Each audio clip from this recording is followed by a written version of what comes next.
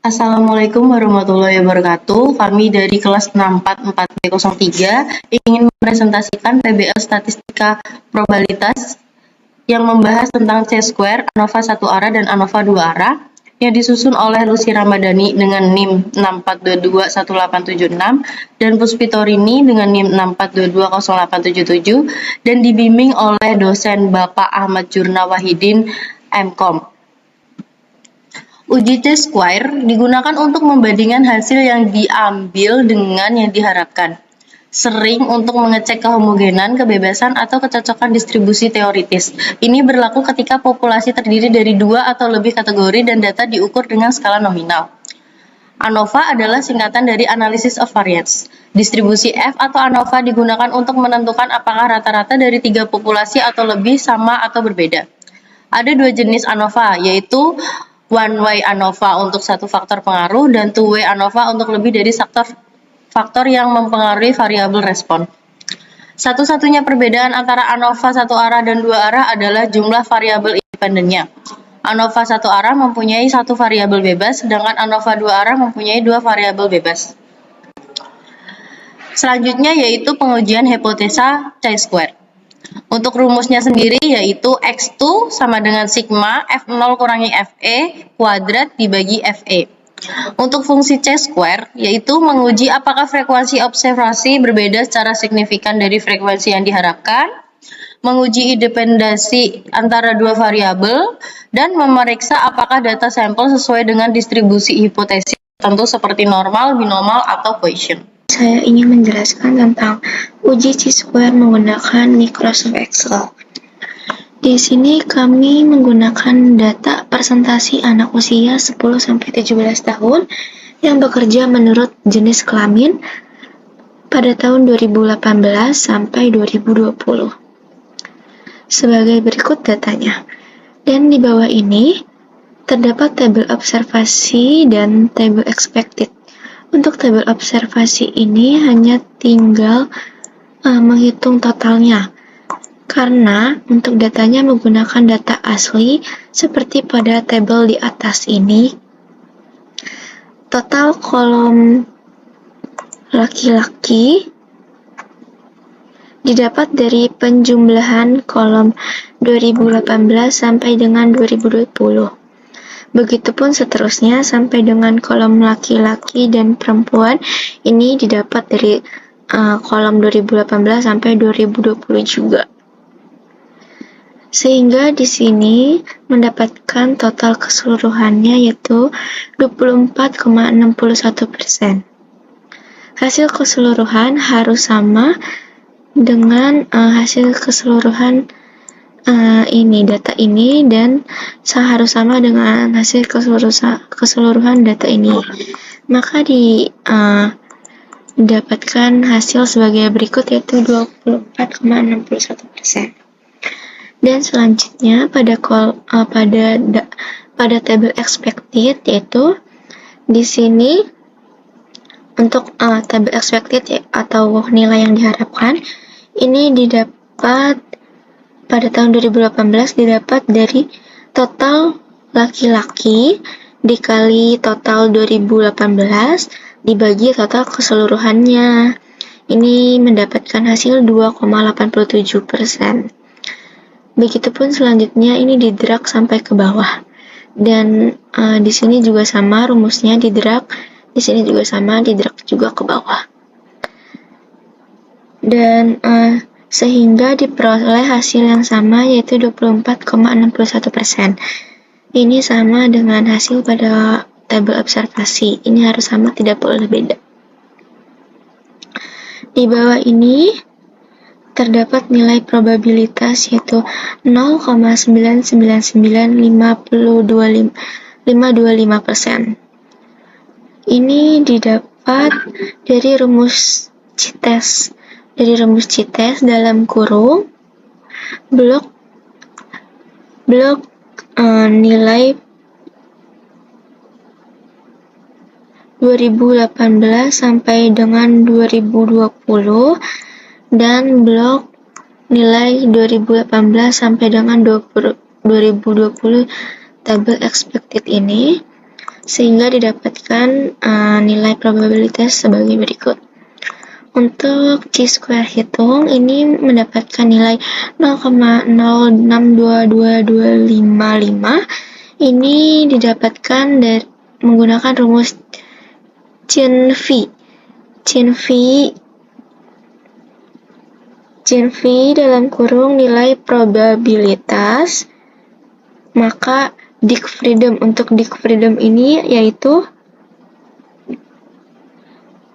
nilai kebebasan itu jumlah kolom 3 dikurang 1 dikali jumlah baris 3 dikurang 1 sehingga mendapatkan nilai 4, maka nilai Dick-Freedom-nya yaitu 4. Berarti untuk rumusnya ini Chen-Phi dalam kurung nilai probabilitas, maka nilai Dick-Freedom-nya 4 tutup kurung, sehingga mendapatkan nilai F hitung sebagai berikut. Nilai chi-square sebagai berikut, yaitu 0,062255. Dan selanjutnya itu nilai chi-square table mendapatkan hasil 9,48779 itu menggunakan rumus Chen-Phi juga. Ini menggunakan rumus Chen-Phi dalam kurung alfa atau 0,05 maka atau titik koma E22. Untuk E22 ini sama dengan tadi, yaitu Dick-Freedom nilainya 4 tutup kurung, maka diperoleh nilai 9,487729. Dan di sini diperoleh kesimpulan yaitu H0 diterima dengan nilai chi-square hitung, diperoleh kesimpulan H0 diterima. Kenapa? Karena nilai chi-square hitung ini kurang dari chi-square table, yang artinya tidak ada hubungan antara jenis kelamin anak usia 10-17 tahun yang bekerja dengan periode tahun 2018 sampai dengan 2020. Selanjutnya, pengujian hipotesa ANOVA satu arah. Klasifikasi satu arah biasanya digunakan untuk menguji rata-rata pengaruh perlakuan dari suatu percobaan yang menggunakan satu faktor, di mana satu faktor tersebut memiliki 3 atau lebih kelompok. Untuk rumus ANOVA satu arah ada 2, yaitu ukuran data sama dan ukuran data yang tidak sama, seperti pada gambar yang di bawah ini.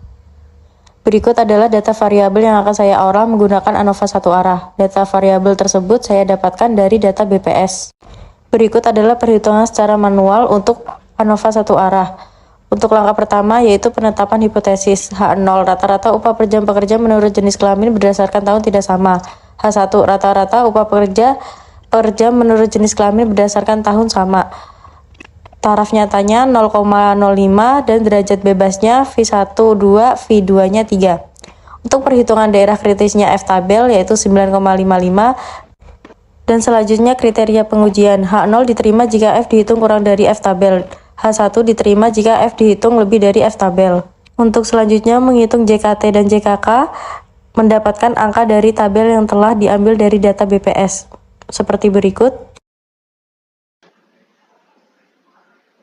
Berikut merupakan data variabel ANOVA satu arah, dan di sini saya akan mempraktikkan bagaimana cara mencari data ANOVA satu arah menggunakan rumus Microsoft Excel. Yang pertama kita pergi ke data, dan di pojok kiri ini ada data analis, kita klik. Kemudian kita pilih analis tools-nya yaitu ANOVA Single Factor. Jika sudah, kita klik OK. Untuk input range-nya kita pilih ini untuk datanya, lalu OK. Ini untuk kita pilih columns. Jika sudah, ini alfanya 0,05. Output range-nya ini untuk menentukan di mana kita akan meletakkan hasilnya. Ini kita pilih di A18. Kalau udah, kita klik OK. Nah, di sini sudah keluar hasil menggunakan rumus Microsoft Excel-nya. Di sini kita terdapat F-hitung dan F-table. Untuk F-hitungnya kita harus sama dengan F-hitung yang kita hitung menggunakan cara manual, yaitu 0,3224 sekian. Dan untuk F-table juga harus sama dengan F-table yang kita hitung secara manual. Selanjutnya pengujian ANOVA dua arah. Two-factor ANOVA atau analisis varians dua faktor membandingkan pengaruh dua variabel independen pada satu variabel dependen. Ini berbeda dengan ANOVA satu faktor yang hanya melibatkan satu variabel independen. Tujuan two-factor ANOVA adalah untuk menemukan pengaruh efek utama dari kedua variabel independen dan menguji interaksi antara variabel independen tersebut terhadap variabel dependen. Misalnya dalam studi teknik menguji pengaruh jenis pelumas dan kecepatan roda pendorong terhadap hasil penganyaman karung plastik di mesin sirkuler. Analisis ini membagi data ke dalam kolom dan baris berdasarkan faktor-faktor yang berbeda untuk mengeksplorasi interaksi di antara mereka. Berikut adalah rumus ANOVA dua arah, yaitu terdapat dua arah tanpa interaksi dan dua arah dengan interaksi. Berikut adalah data variabel yang akan saya olah menggunakan ANOVA dua arah. Data variabel ini sama dengan data variabel yang saya gunakan pada ANOVA satu arah. Berikut adalah perhitungan secara manual ANOVA dua arah. Untuk langkah pertama, menetapkan hipotesis. Hipotesis ANOVA kolom. H0, tidak ada perbedaan yang nyata antara rata-rata hitung dari kategori tahun. H1, ada perbedaan yang nyata antara rata-rata hitung dari kategori tahun. Hipotesis ANOVA baris. H0, tidak ada perbedaan yang nyata antara rata-rata hitung dari kategori jenis kelamin. H1, ada perbedaan yang nyata antara rata-rata hitung dari kategori jenis kelamin. Untuk taraf nyatanya sendiri 0,05. Dan selanjutnya mencari derajat bebas klasifikasi dua arah tanpa interaksi menggunakan V1 kolom dan V1 baris dan menemukan angka 2. Untuk daerah kritisnya sendiri yaitu F-tabel kolom yaitu 19,00 dan F-tabel baris yaitu 18,513.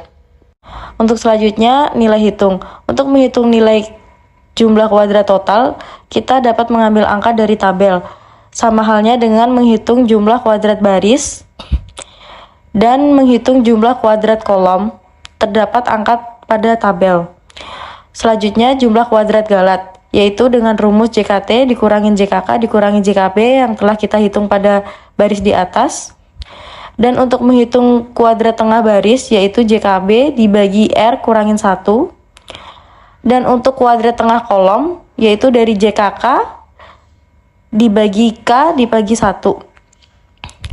Dan untuk kuadrat tengah galat yaitu JKG dibagi R dikurangi 1 dibagi K dikurangi 1. Untuk F hitung baris yaitu KTB dibagi KTG.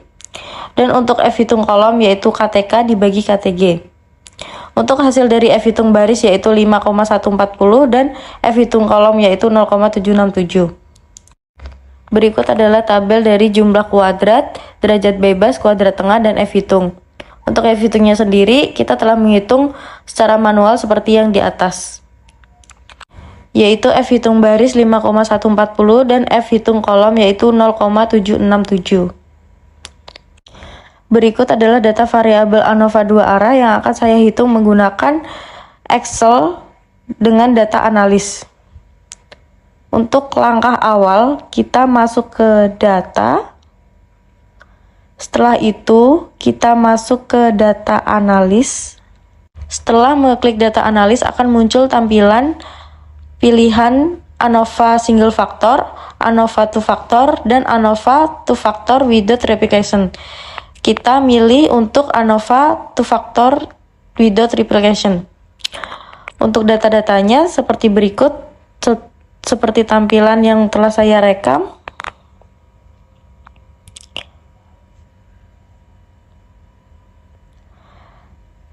Dan seperti ini hasilnya untuk ANOVA two factor without replication.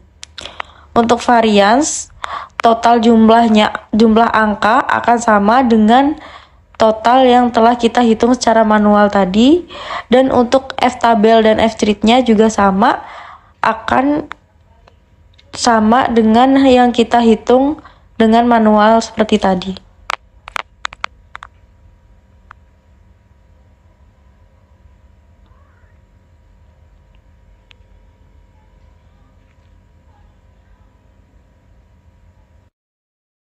Untuk keputusannya seperti pada gambar, yaitu F hitung kurang dari F tabel.